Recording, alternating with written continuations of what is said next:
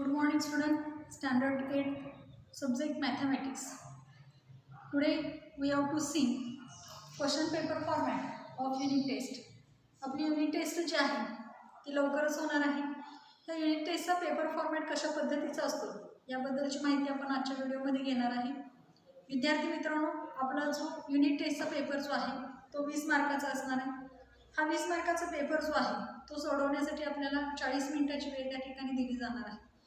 आणि मग कशा पद्धतीनं तो पेपर सोडवायचा किंवा कशा पद्धतीनं प्रश्न असतात याचं थोडक्यात तुम्हाला त्या ठिकाणी माहिती व्हावी यासाठी आपण paper format of question paper unit test आपण इथं बघत आहोत. त्यातला फर्स्ट क्वेश्चन घेणार आहे. Question number 1 A. Select the correct alternative and complete the काय सांगितलं त्या ठिकाणी फॉलोइंग स्टेटमेंट. हा पहिला क्वेश्चन आहे. म्हणजे सिलेक्ट द करेक्ट अल्टरनेटिव्ह आपल्याला घ्यायचं आहे आणि मग ते सेंटेन्स जे आहे ते कंप्लीट त्या ठिकाणी होणार आहे. मग इथं पहिल्याला दिलेलं आहे आपल्याला example 1√2 is and dash dash number. आता त्याच्यापुढं काय केलेलं आपल्याला हा ब्रॅकेट दिलेला आहे. याच्यामधला तुमचा जो पर्याय असेल तो पर्याय त्या ठिकाणी काय करायला फुलफिल करायचा आहे, तिथं लिहायचं. √2 इज अँड काय सांगितलं त्या ठिकाणी डॅश डॅश नंबर. मग पहिला दिसतोय आपल्याला रॅशनल असेल, दुसरं दिले पॉझिटिव्ह इंटिजर, तिसरं दिले निगेटिव्ह इंटिजर आणि चौथा काय दिला त्या ठिकाणी इरॅशनल दिले. आता आपण रॅशनल बघितला होता. रॅशनल म्हणजे काय की ज्या संख्या आहेत त्या संख्यांचं आम्हाला काय येतं त्या ठिकाणी स्क्वेअर रूट इझिली त्या ठिकाणी निघते, त्यांना आपण रॅशनल असं म्हटलं होतं. पॉझिटिव्ह इंटिजर घेतले तर त्याच्यामध्ये इंटिजर कसा पाहिजे तो त्या ठिकाणी पॉझिटिव्ह असेल. निगेटिव्ह इंटिजर असेल तर तिथं इंटिजर हा आमचा निगेटिव्ह फॉर्ममध्ये असेल तर त्याला निगेटिव्ह इंटिजर म्हणतो. आणि इरॅशनल घेतलं तर त्या ज्या आहेत संख्या त्यांचं रूट त्या ठिकाणी निघत नाही. जे √5 असेल, √7 असेल, √3 असेल त्या संख्या आपण काय म्हणतो त्या ठिकाणी इरॅशनल संख्या असं त्या ठिकाणी म्हणत असतो. जे आपल्याला जो इथं दिलेला आहे प्रश्न √2 is and dash dash number, तर काय येणार आहे त्या ठिकाणी इरॅशनल नंबर आणि म्हणून त्याचा जो पर्याय आहे तो कोण आहे त्या ठिकाणी डी. अशा पद्धतीनं त्या ब्रॅकेटमध्ये आपल्याला काय करायचं आहे कंप्लीट करायचं. म्हणजे सेंटेन्स कसं झालं √2 इज अँड कसला नंबर झाला इरॅशनल नंबर झाला. म्हणजे √2 इज अँड काय झालं irrational number. Then we have to taken second question. That is, if a line intersect given two lines in two distinct points, then that line is called a dash dash of those काय सांगितले त्या ठिकाणी two lines. आता प्रश्न काय सांगितले if a line intersect given two lines. आता given two line म्हणजे ही एक लाईन आपण घेतली, दिस इज अ लाईन घेतली, दिस लाईन काय घेतली आपण त्या ठिकाणी एम घेतली. तर टू लाईन्स आहेत. आता अ line intersect given two lines म्हणजे एक लाईन आता काय घेतली इंटरसेक्ट केली या दोन रेषांना, म्हणजे लाईन याला आणि एमला लाईन एमनं काय केलं त्या ठिकाणी इंटरसेक्ट केलं. ॲट टू काय सांगितलं त्या ठिकाणी डिस्टिंक्ट पॉईंट, दोन डिस्टिंक्ट पॉईंट आपण घेतले. हा पॉईंट ए घेतला, दिस पॉईंट काय घेतला त्या ठिकाणी बी घेतला. Two distinct point then that line is called as. म्हणजे आता आपण काय सांगितलं ही जी इंटरसेक्ट करणारी लाईन आहे त्या लाईनला काय म्हटलं जातं असा प्रश्न आपल्याला विचारला. पर्याय दिले एक सिमेट्रिकल लाईन. सिमेट्रिकल म्हणजे सारख्या रेषा आपण म्हणतो. असिमेट्रिकल लाईन म्हणजे सारख्या असणार नाही. त्यानंतर ट्रान्सव्हर्सल म्हणजे आपण या ठिकाणी घेतलेली छेदिक आपण म्हणतो. आणि इंटेरियर अँगल्स येते. म्हणजे पर्याय जो आता आपल्याला येणार आहे इंटेरियर अँगल्स येणार नाही कारण अँगलचा संबंध नाही आहे. तर काय विचारलं आहे दॅट लाईन विचारलं म्हणजे कोणती लाईन. तर ही जी तुम्हाला लाईन दिसलेली लाईन एन आपण काढलेली आहे, this line which is known as काय म्हणतो आपण त्या ठिकाणी transversal. Therefore we have to get the answer काय मिळालं त्या ठिकाणी transversal. That is option number काय त्या ठिकाणी सी. म्हणजे ऑप्शन काय लिहिलं आपण सी. म्हणजे वाक्य कसं तयार झालं बघा. If a line intersect given two lines in two distinct points, then that line is called as काय म्हटलं त्या ठिकाणी transversal of those two lines. म्हणजे आपण त्याला काय म्हणणार आहे transversal of those two lines आपण त्याला त्या ठिकाणी म्हणणार आहे. त्यानंतरचा 3 नंबरचा प्रश्न आहे इंटिरियर अँगल्स इज काय सांगितले त्या ठिकाणी supplementary. Then supplementary the lines are सांगितले. म्हणजे जर इंटिरियर अँगल हे सप्लिमेंटरी असते तर त्या लाईन्स कशा असणार आहेत. एक दिले ट्रान्सव्हर्सल असेल, एक दिले असिमेट्रिकल असेल, थर्ड पर्याय दिला पॅरलल असेल, कारण लास्ट पर्याय दिला त्या ठिकाणी इक्वल असते. आता आपण घेतलं होतं की आपण 2 लाईन्स घेतले होते. ह्या दिवस 2 लाईन्स आणि कसल्या लाईन्स म्हटलं होतं पॅरलल लाईन्स घेतलं. पॅरलल लाईन्समध्ये ही डिसीज काय सांगितलं त्या ठिकाणी ट्रान्सव्हर्सल घेतलं. ड्यू टू द ट्रान्सव्हर्सल तिथे किती अँगल्स फॉर्म झाले 8 अँगल्स फॉर्म होत होते. हा 1 2 3 4 5 6 7 आणि 8 बरोबर आहे. हा 8 अँगल्स फॉर्म झाले. आता याच्यामधले सप्लिमेंटरी अँगल्स म्हणजे काय, तर इथं आपण घेत होतो हा इंटेरियर अँगल्स घेत होतो, आतील बाजूच असणार त्याला इंटेरियर अँगल म्हटले. हे इंटेरियर अँगल कसे आहेत त्या ठिकाणी सांगितले सप्लिमेंटरी. सप्लिमेंटरी म्हणजे या दोघांची सम जी आहे ती सम किती येते त्या ठिकाणी 180.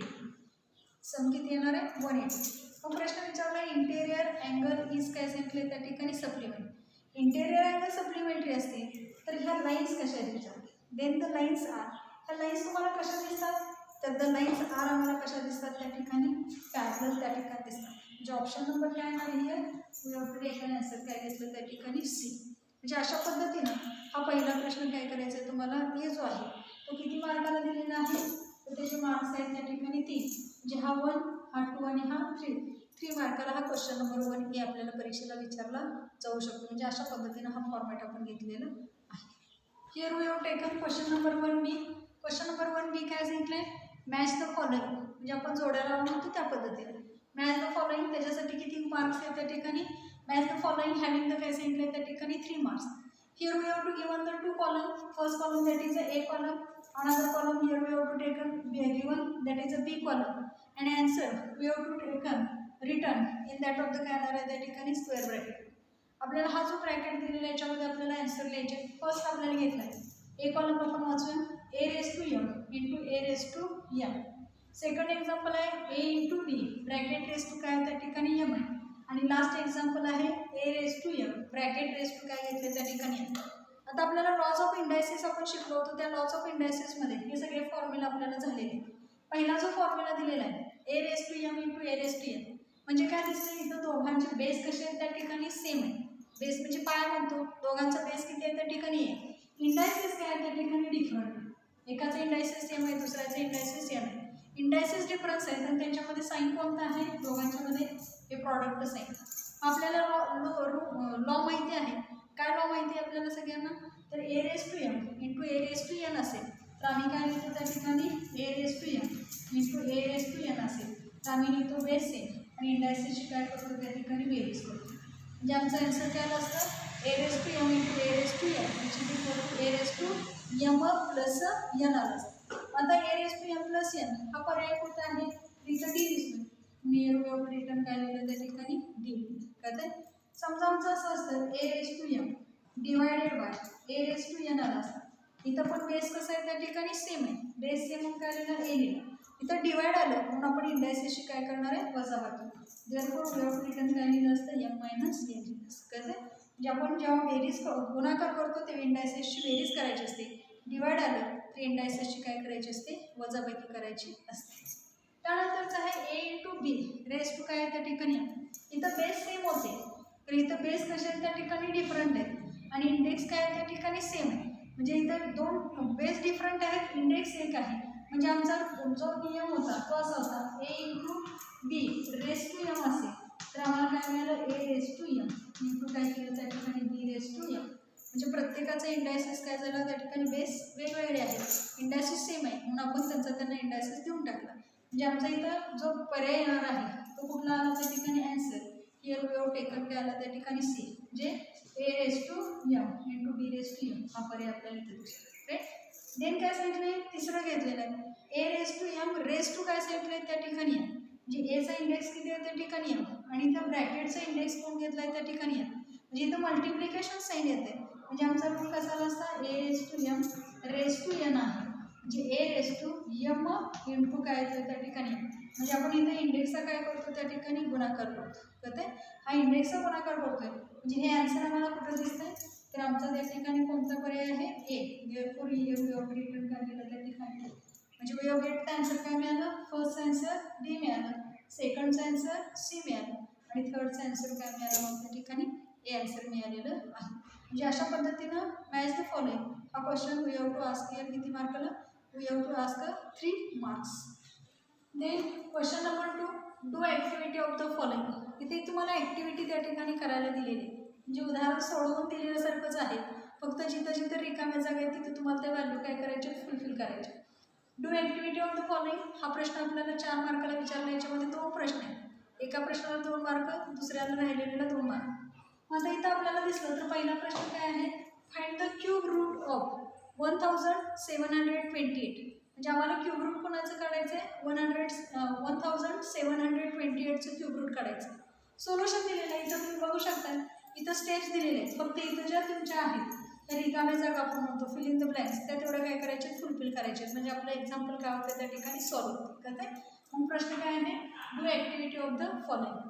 सोल्युशन काय केलं 1728 विच इज इक्वल टू, त्याने एक फोड पण करून दाखवले 8 इंटू. आता 8 इंटू म्हणजे रिमेनिंग टर्म काय राहिले ते बघायचं. मग आपण इकडं असं करू शकतो 1728 राईट.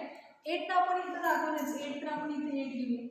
8 घेतलं तर 8 2 जा काय झालं त्या ठिकाणी 16, रिमेनिंग 1 कॅरी आउट काय केलं त्या ठिकाणी 2 केलं. परत हा कितीचा राहणार 1चा, 8 1 8 झाले, तर रिमेनिंग टर्म काय झालं या ठिकाणी 4 राहील.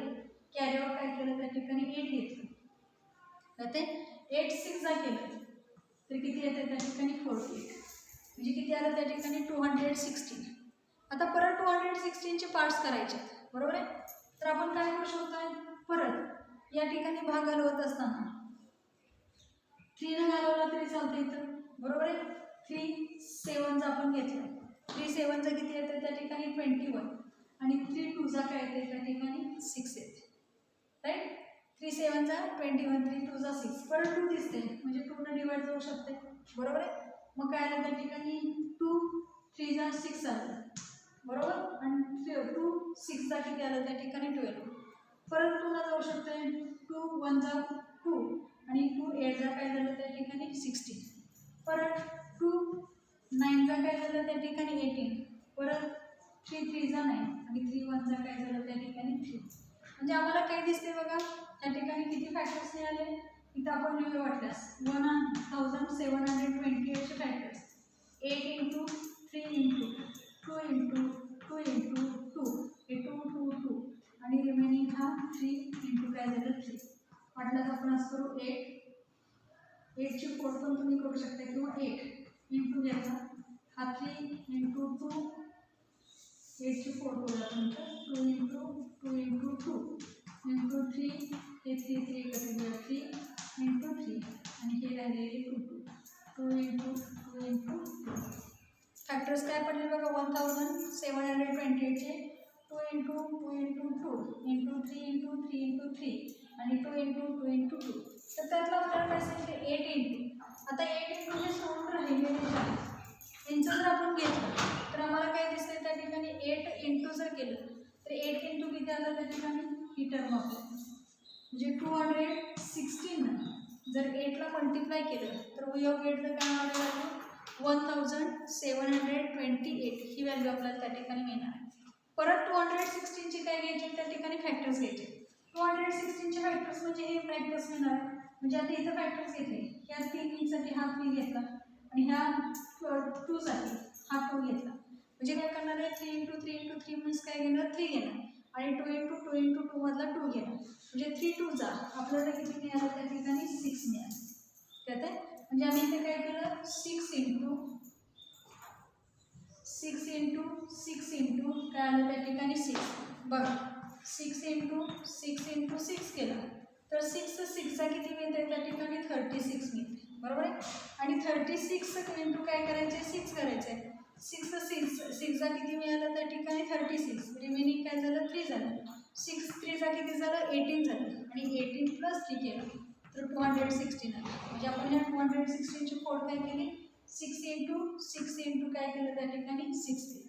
नेक्स्ट स्टेप काय केलं, हा 2चं किती वेळा मल्टिप्लिकेशन झाले 3 वेळा, मग इथं काय लिहिलं 2 क्यूब लिहिलं, इंटू इथं 6 किती वेळा मल्टिप्लाय झाले तर हा 6 3 वेळा मल्टिप्लाय झाला, देअरफॉर हिअर वी ऑपरेटर काय केलं त्या ठिकाणी 6 क्यूब. म्हणजे नेक्स्ट स्टेप काय मिळाले त्या ठिकाणी 2 क्यूब इंटू काय मिळाले आम्हाला त्या ठिकाणी 6 क्यूब त्या ठिकाणी मिळालेलं आहे.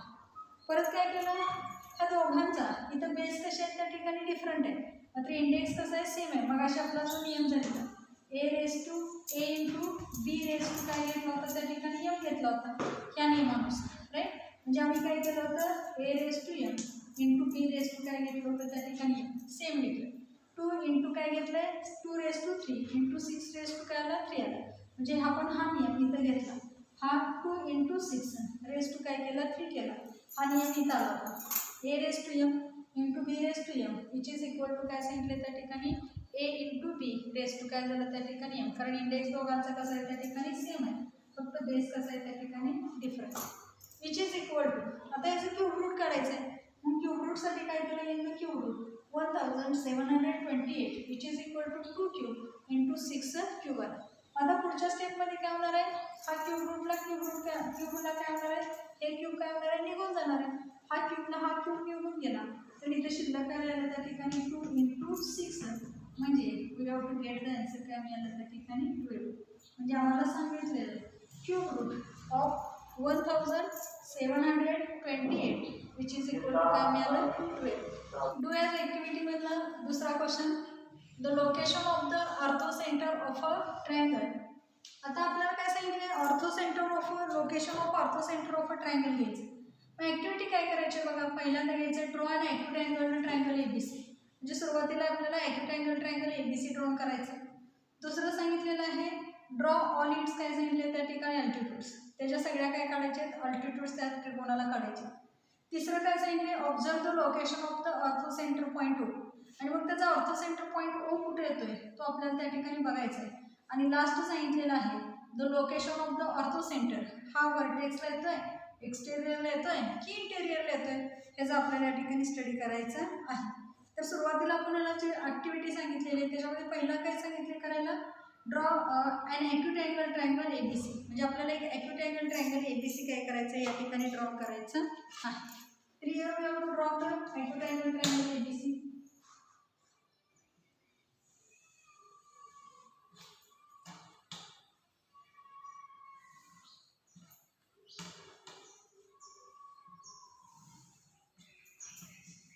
दिस इज ॲक्यूट अँगल ट्रायंगल काय घेतलं त्या ठिकाणी एबीसी. म्हणजे पहिल्या ॲक्टिव्हिटीनुसार काय केलं draw and acute angle triangle ABC. हा ॲक्यूट अँगल ट्रायंगल एबीसी आपण ड्रॉ केला. परत काय सांगितलंय ड्रॉ ऑल इट्स काय सांगितलं त्या ठिकाणी अल्टिट्यूड. आता अल्टिट्यूड आपल्याला काय करायचे त्यांचे ड्रॉ करायचे. तर हा पॉईंट सी आहे, हा पॉईंट सीचा अल्टिट्यूड आपण एबीवर काढला. म्हणून आपण काय करायचं हा जो आमचा आहे आपल्या अशा पद्धतीने मूव्ह करत न्यायचा, हा पॉईंट सी जवळ आणला आणि या ठिकाणी टू ड्रॉ काय केलं त्या ठिकाणी अल्टिट्यूड ड्रॉ. अल्टिट्यूड काय केलं त्या ठिकाणी ड्रॉ केलं. म्हणजे याला नाव आपण त्या ठिकाणी काय देऊया ई नाव त्या ठिकाणी देऊया. म्हणजे हा ई काय झाला त्या ठिकाणी परपेंडिक्युलर. सिमिलरली फॉर काय करायचं आता ए पॉईंटसाठी घ्यायचं. आता ए पॉईंटवरून कुठे अल्टिट्यूड मिळणार बी सी. हा अशा पद्धतीनं हा मूव्ह करत न्यायचा.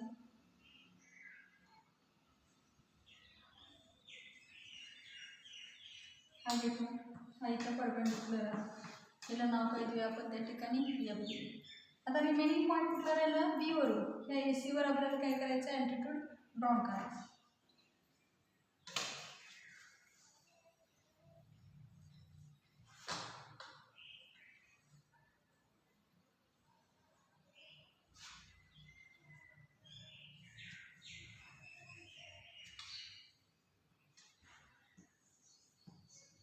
हा जी आपण घेतला म्हणजे काय केलं बघा आपण हा पहिल्यांदा हा राईट अँगल ट्रायंगल हा acute angle triangle A C आणि काय केलं त्या ठिकाणी ड्रॉ केलेला आहे. हा ॲक्यूट अँगल ट्रायंगल काय झालं त्या ठिकाणी ए बी सी ड्रॉ केला राईट. मग त्याच्यावर काय घेतलं आपण त्या ठिकाणी हा पण ई सी हा एक अल्टिट्यूड काढला, हा ए एफ हा एक काढला आणि हा बी जी एक काढला. आता हे सगळे आपण पुढची टेस्ट काय सांगितलं observe the location of the orthocentre point O. आता हा ऑर्थो सेंटर पॉईंट ओ म्हणजे काय हे सगळे अल्टिट्यूड जिथं मीट झालेले आहेत त्या पॉईंटला नाव काय दिलं त्या ठिकाणी ओ असा पॉईंटला नाव दिलं म्हणजे तो काय झाला ऑर्थो सेंटर. आता पुढची ॲक्टिव्हिटी काय विचारणार the location of the ortho centre is. आता व्हर्टेक्स म्हणजे काय शिरोबिंदूवर आहे का एक्सटेरियर म्हणजे बाहेर आहे का इंटेरियर म्हणजे आत आहे. तर तुम्हाला इथं हा जो ओ दिसतोय हा ओ काय त्या ठिकाणी ऑर्थो सेंटर आहे. विच इज काय सांगितलं त्या ठिकाणी इंटिरियर ऑफ द काय सांगितलं त्या ठिकाणी ट्रायंगल. म्हणजे इथं आपल्याला आन्सर काय आला त्या ठिकाणी इंटिरियरमध्ये त्या ठिकाणी तो असणार आहे. अशा पद्धतीनं आम्ही ही ॲक्टिव्हिटी काय करायची त्या ठिकाणी कंप्लीट करायची. म्हणजे पहिल्यांदा ए बी सी ड्रॉ करून घेतला, त्यानंतर आपण काय काढले अल्टिट्यूड ड्रॉ केले, ह्याला अर्धा मार्क असणार आहे. हा आपल्याला सेंटर कुठं मिळाला तो आपल्याला ओ पॉईंट आपण दाखवले त्याला अर्धा मार्क आहे आणि त्याचं पोझिशन कुठे आहे पोझिशन म्हणजे स्थिती तो वर्टेक्सला एक्सटेरियरला आहे का इंटेरियरला आहे? तर तो इंटेरियर आहे. मग सगळ्या शेवटी आन्सर केल्याचं इंटेरियर ऑर्थो सेंटरचं जे लोकेशन आहे, the location of the ortho centre is काय सांगणार त्या ठिकाणी इंटेरियर पोझिशन. कळते? म्हणजे अशा पद्धतीनं हा दुसरा प्रश्न आम्ही काय करायचा आहे, सॉल्व्ह करायचा आहे.